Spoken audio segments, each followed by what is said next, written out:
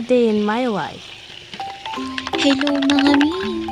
Eto nga pala, ngayong araw na ito ay ako'y nagluto nga pala dyan ng ginisang itlog.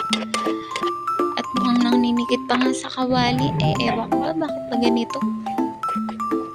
At binabalak ko nga sana na mabuo ang pagluluto niyan pero wala nga at ito'y naninikit sa kawali kaya ginawa ko na lang ganyan. Pasensyaan nyo na mga mi. At ang aking kawali ay naninikit. Ito nga pala at naluto ko ng aking nilulutong itlog at ang aking asawa ikakain pa niyan bago umalis. At hindi ko na nga pala sa inyo na ipakita na kumain ng aking asawa at siya ay nakaalis na niya mga oras na iyan at ako'y nagwawalis na muna at ako naman ay kakain na din. At iyan nga, itinuloy-tuloy ko lang ang aking pagwawalis. Ayoko kasi nakakaapak na mga aligasgas sa semento. At iyan nga, habang nagwawalis ako, nakita ko pa nga yung binatong kalat ng anak ko. Hindi paglabas na nga ng pinto, andyan na ang basuran. Kung bakit ba hindi sinushoot na maayos sa basuran. Kaya ako'y nabibisit talaga pagkaganyan. At ayan na nga mga mi, ako ay kumakain na din. At kasabay ko nga pala dyan ang aking anak na panganay. Ayaw naman nito magpakita sa camera, kaya sa akin ko na lang tinutok. Ayun nga pala yung inulam ko, yung ginisang itlog ko. Tsaka bumili rin pala ako kanina ng ginisang mais doon sa may binibilihan ko palagi tuwing papasok ang aking mga anak. At ang aking bunso nga pala tapos na rin kumain, kaya yan pahiga-higa na lang dyan sa bangko.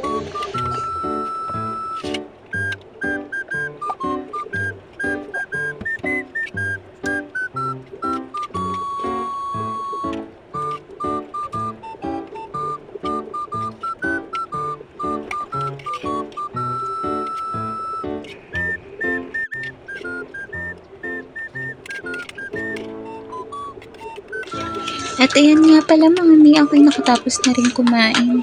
At ito nga pala ang aking anak na ay magpakita sa video ko.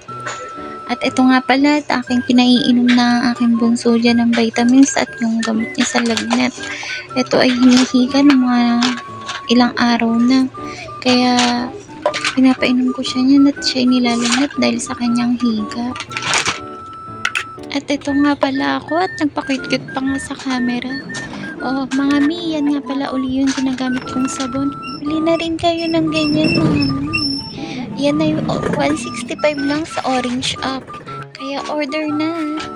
Yan nga pala, pagtapos ko magwalis dyan, dito naman ako sa labas nagwawalis. Kasi paglabas ko nga ng bahay, ang dami rin namang kalat dito at nilipad-lipad nga ng hangin ng basa ng kapitbahay. Kaya naman ako'y nagwalis-walis lang uli dyan.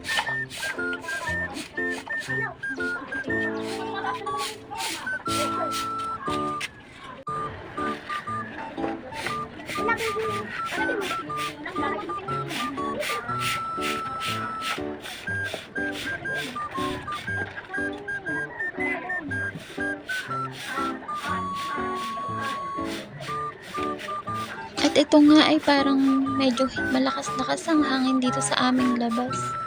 Ilang araw na rin ditong panayang ambon-ambon, uulan-ulan. Hindi ko kasi alam kung may bagyo ba at hindi ako nanonood ng balita sa TV. Paki-comment nyo naman dyan sa baba at ako'y balitaan nyo kung merong bagyo. O siya, bye!